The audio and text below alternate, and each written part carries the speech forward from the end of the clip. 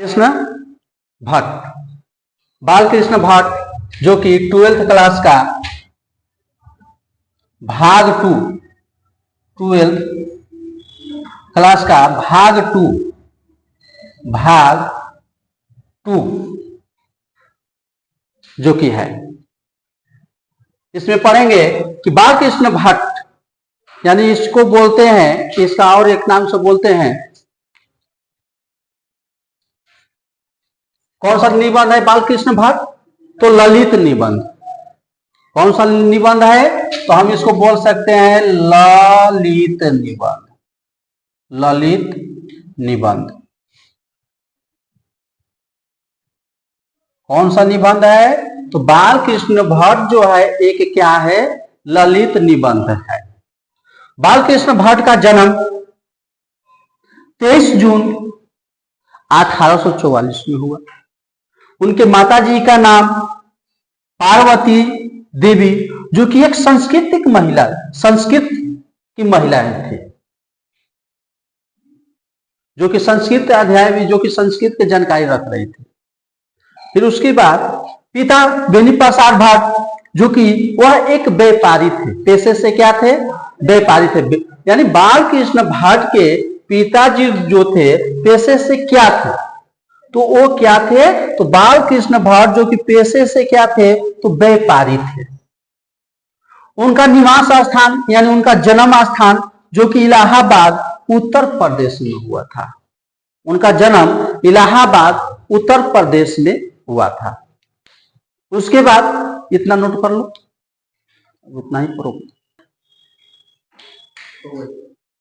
जो कि माता संस्कृत महिला, जिन्होंने बालकृष्ण भट्ट के मन में अध्ययन की क्या की? रुचि की लालसा जगाई। रुचि की लालसा जगाई। उनके शिक्षा क्या था? शिक्षा संस्कृत का अध्ययन कराई। जो कि वो क्या कराई? संस्कृत का अध्ययन कराई। जो कि कब कराई? 1867 में प्रयाग के मिशन स्कूल में हुए क्या किए? इंट्रेंस की परीक्षा दी।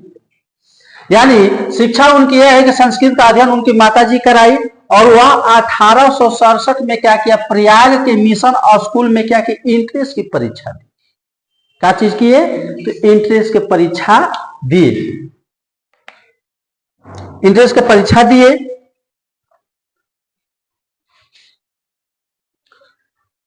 वृत्ति 1869 से 1875 तक, 1869 से लेकर 1875 तक प्रयास के मिशन स्कूल में अध्यापन किए, और 1885 में प्रयाग के CAB स्कूल में संस्कृत का अध्यापन किए। प्रयाग के CAB स्कूल में क्या किए? अध्यापन किए। फिर उसके बाद 1888 में प्रयाग के काश्य पाठशाला इंटर कॉलेज में अध्यापक नियुक्त किए गए। इंटर कॉलेज में क्या किए? अध्यापक नियुक्त किए गए। किंतु उग्र प्रभाव के कारण उनको क्या करना पड़ा?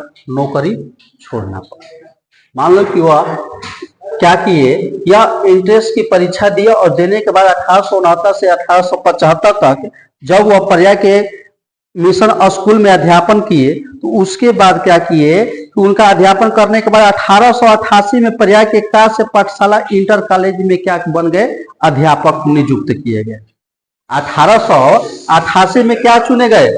तो 1888 में 1888 में प्रयाग के काश्य पाठशाला में क्या किया? अध्यापक नियुक्त किए गए। आ जाएगा कि अध्यापक बालकृष्ण भट्ट कब अध्यापक नियुक्त किए गए? तो 1888 में बालकृष्ण भट्ट जो कि अध्यापक नियुक्त किए गए। और उसके बाद कुछ उग्र प्रभाव के कारण, किंतु उग्र प्रभाव के कारण नौकरी उनको क्या करना पड़ गया? छोड़ना पड़ गया। नौकरी छोड़ना पड़ गया। उनकी वृत्ति हो गया। अब विशेषताएं परिस्थिति में देखेंगे, उनके विशेषताएं परिस्थिति में देखेंगे। विशेषताएं परिस्थिति का मतलब क्या होता है? विशेषताएं परिस्थिति का मतलब होता है उनको किसी प्रकार का कोई दिक्कत हुआ, किसी प्रकार का कोई दिक्कत हुआ, तो उनको दिक्कत यही हुआ था बाल कृष्ण भट्ट का, उनके पिताजी का निधन हो गया था और उनके निधन उपरांत क्या हुआ कि बाल कृष्ण भट्ट को सोचना पड़ा, क्योंकि बचपन में जब उन माता पिता का जब निधन हो जाता है तो लड़का को सोचना हो जाता है कि हम क्या करें। उसी तरह इनको क्या किया कि पिता के निधन के उपरांत इनको क्या करना पड़ गया, सोचना पड़ गया। उनको क्या हुआ कि घोर संकट उत्पन्न हो गया, यानी उनको पैतृक व्यापार संभालने के काम पर गृह कलह का सामना करना पड़ा, यानी घर का कार्य क्या करना पड़ा, गृह कलह यानी घर का काम को क्या करना पड़ा, सामना करना पड़ गया। मान लो कि अब पढ़ाई कर रहे थे, उस समय उनको घर कोई कार्य ना था, केवल पढ़ना था, माता पिता के साथ तो यही होता है। लेकिन जब उनके पिताजी चले गए तो उनको घर के कार्य के बारे में क्या करना पड़ा, सोचना पड़ गया। और पैतृक घर छोड़कर घोर प्राकृतिक संकट से जूझते हुए वह हिम्मत से काम लिया। ना होता है, अरे जब माता पिता मान लो कि पिताजी मर गए तो अब क्या करेंगे, जीना छोड़ देंगे, नहीं ना, अरे तो कष्ट तो ही करेगा। कष्ट हुआ, बाल कृष्ण भट्ट जी को कष्ट हुआ, उनको कष्ट हुआ, और कष्ट होने के बाद भी वह क्या किए, उस पर डटे रहे, यानी कष्ट हुआ लेकिन उस पर क्या हुए, वह डटे रहे, यानी हिम्मत को कभी वह हारे नहीं, हिम्मत को हारे नहीं। और साहित्य के प्रति वो क्या हो गए, समर्पित हो रहे थे, साहित्य के प्रति क्या हो रहे थे, वो समर्पित हो रहे थे। पढ़ेंगे रचनात्मक सक्रियता। रचनात्मक सक्रियता में दिया है कि भारतेंदु हरिश्चंद्र की प्रेरणा की से ही हिंदी वर्धिनी सभा प्रयाग की ओर से 1877 में प्रदीप नामक मासिक पत्र निकालना प्रारंभ किया गया। तो आ जाएगा कि प्रदीप नामक मासिक पत्र कब निकालना प्रारंभ किया गया था, तो 1877 में प्रदीप नामक पत्र निकालना प्रारंभ किया गया था।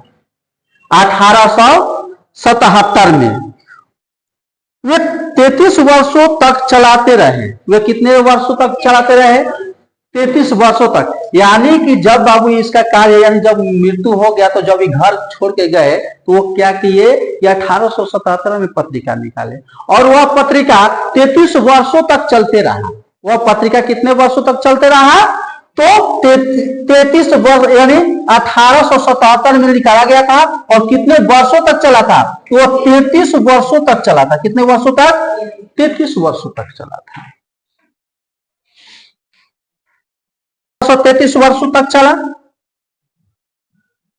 चला, और उसके बाद 1881 में वेदों की युक्तिपूर्ण समीक्षा की। वेदों की युक्तिपूर्ण समीक्षा की, क्या की, तो वेदों की युक्तिपूर्ण क्या की, समीक्षा की।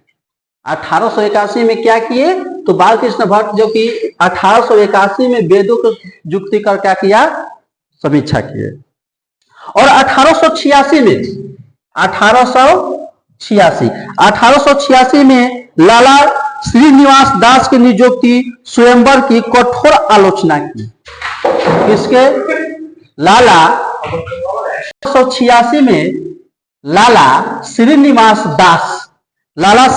दास की क्या किया, संयुक्ता स्वयंवर की कठोर आलोचना किया गया। संयुक्ता स्वयंवर का क्या किया गया, तो कठोर आलोचना किया गया। कहां पर किया गया, तो लाला श्रीनिवास दास। कब किया गया था, तो 1886 में किया गया था। अब इनका जीवनी बालकृष्ण का यहीं से समाप्त हुआ। उसके बाद अब एक बार इसको एक नजर और देख लो। बालकृष्ण भट्ट का बालकृष्ण भट्ट जो पाठ ललित निबंध के जो कि बोला जाता है, ठीक ना, और यह 12th क्लास भाग 2 है, ठीक ना, यह 12th क्लास भाग 2 है। और इसमें पहला चीज है कि बालकृष्ण भट्ट का जन्म, इससे देखो, इससे 5 नंबर किसी तरह 5 नंबर ऐसे ऑब्जेक्टिव में पूछ देता है। और उस इसी पर हम लोग क्या करेंगे, उनका जीवनी लिख सकते हैं। जीवनी अगर लिखना होगा, बाल कृष्ण भट्ट का अगर जीवनी लिखना होगा तो हम लोग जीवनी लिख सकते हैं। कैसे लिखेंगे? बाल कृष्ण भट्ट का यदि बोल दिया जाए कि जीवनी बाबू लिखो तो कैसे लिखेंगे? तो हम लिख सकते हैं। कैसे? तो देखो कैसे लिखेंगे। लिखेंगे बाल कृष्ण भट्ट ना, बाल कृष्ण भट्ट का जन्म 23 जून 1844 को हुआ है, जो कि उनकी माताजी का नाम पार्वती देवी था, जो कि एक संस्कृत महिला के अध्यापन कराई। संस्कृत जो कि संस्कृत महिला थी, जो कि वही संस्कृत में अध्यापन बाल कृष्ण भट्ट की कराई थी और संस्कृत में अध्यापन कराई। और उसके बाद उनके पिताजी का नाम था बेनी प्रसाद भट्ट, और उनके पिताजी का नाम जो बेनी प्रसाद भट्ट था, और वह क्या थे? बेनी प्रसाद भट्ट जो थे एक व्यापारी थे, यानी गरीब परिवार से थे। वो क्या थे? वो गरीब परिवार से थे और उसके वजह से वो क्या कर रहे थे? व्यापार कर रहे थे। वो क्या थे? एक व्यापारी थे। क्या थे? तो वो एक क्या थे? तो व्यापारी थे। वो उनका निवास स्थान इलाहाबाद उत्तर प्रदेश में उनका जन्म हुआ था। इलाहाबाद उत्तर प्रदेश में उनका जन्म हुआ था, जो कि वह, और उनका निधन 20 जुलाई 1914 को हुआ, जो कि उनके शिक्षा संस्कृत का अध्ययन जो कि 1877 में प्रयाग के मिशन में एंट्रेंस से क्या के एंट्रेंस की परीक्षा दिए, और वह प्रयाग के मिशन एंट्रेंस परीक्षा से में ही उसके प्रयाग के मिशन से ही क्या के CBS भी किए। हम लोग क्या करेंगे? इतना उसके बारे में हम क्या करेंगे? लिख देंगे, जो कि 5 नंबर का आता है जीवनी लिखने के लिए। लिख सकते हैं, इसमें कोई दिक्कत? हाँ, चलो कट गया, रुक जाओ 1 मिनट। बातचीत पाठ के लेखक कौन है? तो बाल कृष्ण भट्ट, जो कि इससे पहले हम इनका जीवनी बता दिए हैं। बाल कृष्ण भट्ट के जीवनी हम क्या किए हैं? पहले बता दिए हैं। इनका जन्म कब हुआ है, कहाँ हुआ है, कैसे हुआ है, इनके मम्मी का नाम क्या है, पिताजी का नाम क्या है, इनके पापा क्या थे, सब बता चुके हैं। अब उसके बाद अब हम लोग को चलना है बातचीत। तो बातचीत में बोला जा रहा है कि बातचीत क्या है? बातचीत क्या है? बातचीत क्या है? अगर मनुष्यों में बोला जाए इसमें कि इसे सभी स्वीकार करेंगे कि अनेक प्रकार की शक्तियां जो वरदान में मिली है, मनुष्यों को अनेक प्रकार की शक्तियां जो है क्या है? वरदान में मिली हुई है, और यह वरदान में ईश्वर के भांति मनुष्यों को दी गई है। या ईश्वर के भांति मनुष्य को क्या की गई है? दी गई है। अगर मान लो बातचीत ना होता तो हम लोग एक दूसरे को नहीं समझ सकते हैं। 2 व्यक्तियों को, 3 व्यक्तियों को या 50 व्यक्तियों को बैठा दो, अगर उन लोगों में बात करने का कोई मान लो कि होता है शैली ना है, या बातचीत से पहला चीज ये है कि हम लोग को बातचीत मिला कैसे? बातचीत है क्या, हमको ही जानना है। तो अगर 4 व्यक्ति हो, 5 व्यक्ति हो, अगर बातचीत को ना समझ रहे तो उससे कोई उसका गुण दोष नहीं हम पता कर सकते हैं। उसका गुण दोष हम लोग नहीं पता कर सकते हैं। इसलिए बोला गया है कि यह जो मनुष्यों के लिए जो बातचीत है अति आवश्यक है। मनुष्यों को यह बातचीत जो है, वाक्य शक्ति जो कि मनुष्यों को ईश्वर के भांति प्राप्त हुई, ईश्वर का ही दिया हुआ है। ईश्वर का ही दिया हुआ है, ईश्वर का दिया हुआ एक वरदान भी मिला है। हम लोग का एक जैसे बाण मिलता है ना, उसी तरह हम लोग को बातचीत करने का भी एक ईश्वर का दिया हुआ वरदान है। नहीं तो एक व्यक्ति एक कोना में बैठा दो, एक व्यक्ति को एक जगह बैठा दो कोना में, और उन दोनों को सामने भी रख दिया जाए तो उसको कोई मतलब ना समझेगा। अगर एगो लड़का लड़की को भी बैठा दिया जाए, मान लो कि एगो लड़का यहाँ पर बैठ गया, मान लो कि यहाँ पर एगो लड़का बैठ गया, एगो लड़का को यहाँ पर बैठा दो, एगो लड़की को बैठा दो। किसको बैठा दो? लड़की को बैठा दो। इसका तनिक कपड़ा टेढ़ हो गया है, ठीक ना, मान लो कि ये लड़की हो गई, ठीक ना, तो ये एक लड़की को बैठा दो, एक लड़की को बैठा दिया गया। अब बताओ कि अगर ये दोनों में बातचीत अगर ना जाने तो कौनो यानी कि कहानी बढ़ी? कौन ना प्यार कर सके। नाम क्या है उसका? दोनों का नाम से क्या मतलब है हमको? अरे कौनो हो, अरे वो मान लो कि अंजलि हो गई, अरे वो पंकज हो गया। अंजलि पंकज का बात है इसमें। मान लो कि इसका नाम है अंजलि, इसका नाम हम मान लेते हैं कि पंकज है। ये दोनों को रख दिया गया एगो रूम में, एक जगह रख दिया गया। तो इन लोगों को बातचीत, अगर इन लोगों में वाक्य शक्ति ना है, अगर नहीं होगा तो कुछ मरम ना समझेगा कि लड़का है कि लड़की, कोनो पत्ते ना चलेगा, कुछ नहीं पता चल सकता है। इसको जानने के लिए हम लोग को क्या करना होगा कि मनुष्यों को, इसी को जानने के लिए पहले वाक्य शक्ति मिला है। अगर मनुष्यों में वाक्य शक्ति ना होता, यह गूंगी सृष्टि होती। प्रश्न में आता है कि मनुष्यों में यदि वाक्य शक्ति ना होता तो सृष्टि का क्या होता? यह जो सृष्टि होती क्या होती? गूंगी सृष्टि हो जाती, यानी यह सृष्टि जो कि नष्ट हो जाती। एक गूंगे के भांति हम लोग रहते, भाई बहन के भैया काला के भौजी काला, कोई कुछ ना जानेगा, कोई भी नहीं जान सकता है कि भाई बहन क्या है। बातचीत से ही हम लोग किसी को स्वीकार कर सकते हैं। कभी कभी तुम लोग ये भी देखा होगा या सुना होगा कि कुछ सुख दुख में अनुभव हम अपनी दूसरी इंद्रियों के द्वारा करते हैं। हम लोग अपने कुछ सुख दुख का अपने दूसरी इंद्रियों के द्वारा करते हैं। किसके द्वारा करते हैं? सुख दुख का हम दूसरी इंद्रियों के द्वारा कर सकते। अभी हम लोग चल रहे वाक्य शक्ति में, ध्यान देना, सुख दुख दूसरे इंद्रियों के द्वारा कर सकते। वाक्य शक्ति ना होता तो क्या होता है? ये गूंगी सृष्टि होती। क्या होती? ये गूंगी सृष्टि होती। क्या होती? गूंगी सृष्टि। लेकिन हम लोग को ये देखना है कि गूंगी सृष्टि होगी यदि वाक्य शक्ति के अनेक फायदे हो सकते हैं।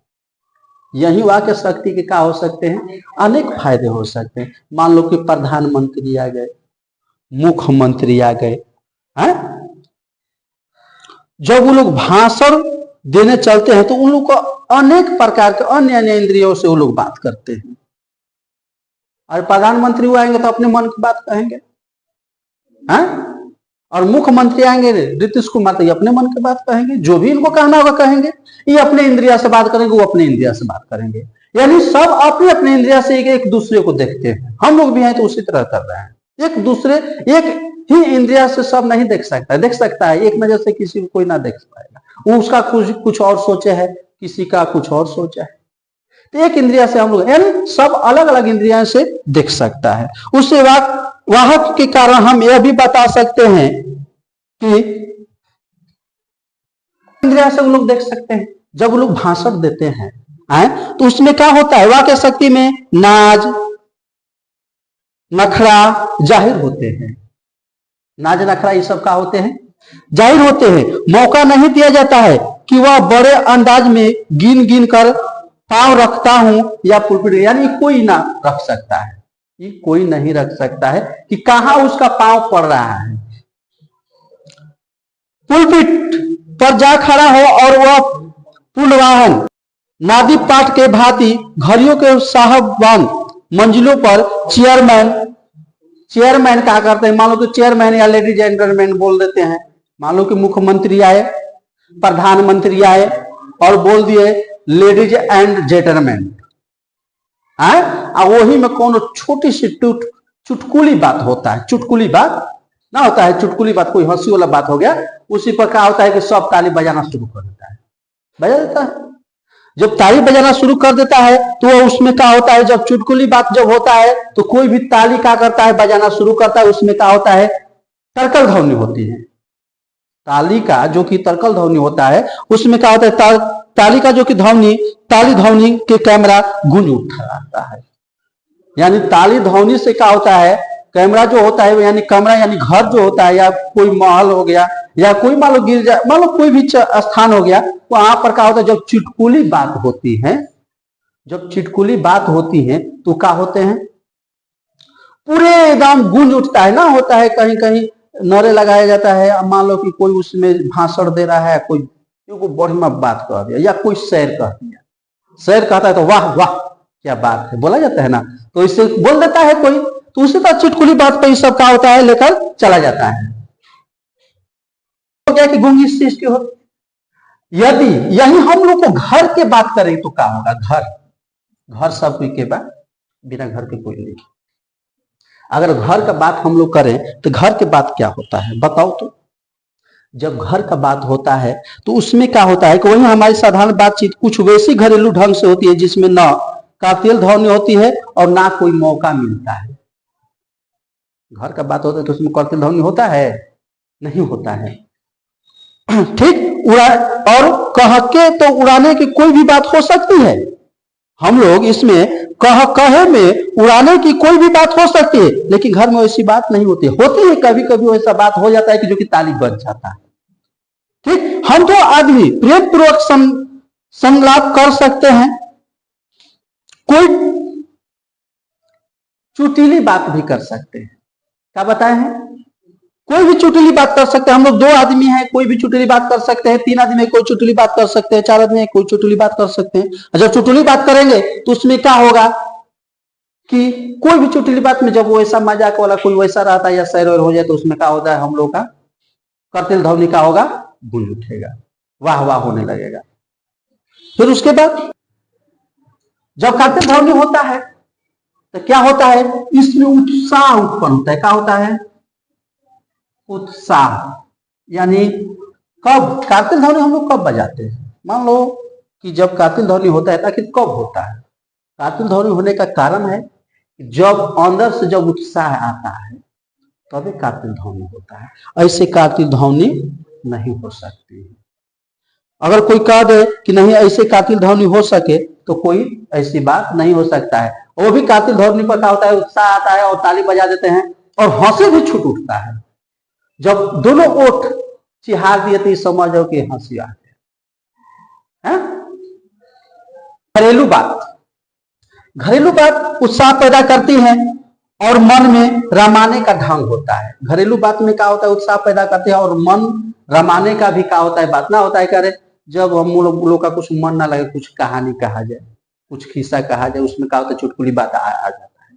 तो वही बोले मन रमाने के लिए कौन सा ढंग होता है, तो घरेलू बात को मन रमाने के लिए बात किया जा सकता है। उसमें स्पीच वही जिंदगी बेकदर और धक्के खाती फिरती रहती है। वो क्या होती है, धक्के बार बार वही आते रहेगा ना, और वो धक्के खाते क्या होती है, फिरती रहती है। जहां आदमी अपनी जिंदगी को जहां आदमी का अपनी जिंदगी मजेदार बनाने के लिए क्या होता है, आदमी को अपनी जिंदगी मजेदार बनाने के लिए, जैसे आदमी को अपना जिंदगी, ध्यान दो यहां पर हो गया आदमी, क्या हो गया, आदमी। ये आदमी के अपन जिंदगी जब बनावे के रहे, अपना जिंदगी जब बनाना होता है तो क्या क्या होना चाहिए, खाना पीना, ये सब रहन सहन पर ध्यान देना होता है ना, खैला पियला सब देखे के पड़ेगा है? तो जब खाना पीना जैसे ही भी हम लोग देखते हैं तो खाने पीने चलने फिरने का भी जरूरत होती है। अपने जिंदगी मजेदार बनाने के लिए खाना पीना चलना फिरना ये सब क्या होती है, ये सब जरूरतें होती है, ये सब जरूरतें होती हैं। उसी तरह जिस तरह खाने पीने की जरूरत है, बातचीत करना भी उसी तरह जरूरी है। जिस तरह हम लोग खाना पीना रहना घूमना हम लोग का जरूरत है, उसी तरह बात करने का भी जरूरत होना चाहिए। ऐसे कोई तो मान लो कि खा लेला पी लेला बात ना करोगे तो कैसे होगा, कुछ नहीं हो सकता है। इसलिए सब आदमी को ही होना चाहिए, क्योंकि बात करने से क्या होता है, जो अंदर मुआद का जो धुआं जमा रहता है वो क्या होता है, बाहर निकल जाता है। अंदर जो मुआद का जो धुआं बना रहता है वो क्या होता है, बातचीत के जरिए धुआं के बनकर क्या होता है, बाहर निकल जाता है। क्या बनकर निकलता है, तो बातचीत के जरिए क्या होता है, धुआं बनकर बाहर निकल जाता है। क्या बनकर निकलता है, तो धुआं बनकर बाहर निकल जाता है। परीक्षा में पूछता है कि बातचीत के जरिए क्या चीज बाहर निकल जाता है, तो बातचीत के जरिए भाप बनकर धुआं की तरह क्या होता है, बाहर निकल जाता है। इसी की वजह से खाना पीना रहना सोना बैठना उठना घूमना चलना नाचना गाना सबके जरूरी के साथ साथ बातचीत भी होना चाहिए, तब जाकर तुम्हारे मन का कोई बात जान सकता है। ठीक इसी तरह मान लो कि अगर जो व्यक्ति बातचीत का मजा नहीं खोना चाहता है, वह क्या कर सकता है? किसी को पसंद कर सकता है, वो जानबे ना करेगा कौन का है, कुछ ना जान सकता है। ठीक, इस बातचीत के जरिए जिस व्यक्ति को बातचीत का लत लग जाता है, जिस व्यक्ति का बातचीत करने का क्या होता है, लत लग जाता है, तो जानते हो क्या करता है? जब बातचीत करने का जब लत लग जाता है तो क्या करेगा कि खाना पीना सब भूल जाता है। यानी उस बातचीत के जरिए वो क्या करता है कि अपना पूरा कितना काम हर्ज हो रहा है उसको भी भुला जाता है, उसको भी क्या करता है, भुला जाता है कि हमारा कौन काम है वो ना, बस। यानी जब बातचीत का जब घोड़ा चला तब उसमें खाना पीना सब का होता है छूट जाता है, उसमें खाना पीना जो होता है क्या होता है, सब छूट जाता है। तो यह बड़ा हर्ज देता है।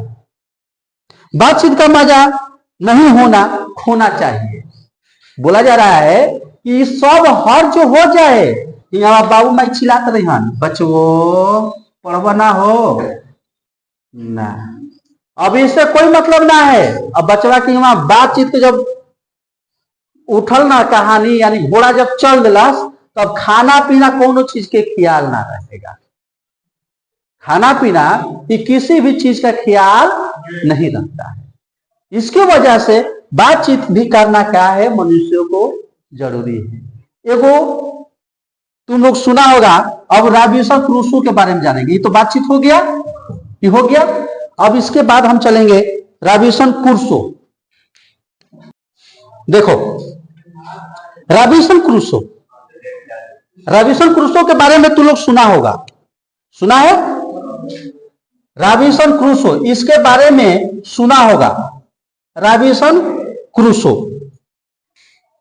रॉबिन्सन क्रूसो का किस्सा बहुत लोग सुना होगा, बहुधा लोग सुना होगा। बहुधा का मतलब बहुत से लोग कहा होंगे इसका किस्सा सुना होगा। किसके बारे में? Robinson Crusoe. रॉबिन्सन क्रूसो के बारे में हम लोग सुने हैं, जान रहे हैं कि वैसा एक ये व्यक्ति थे कि अब कुत्ता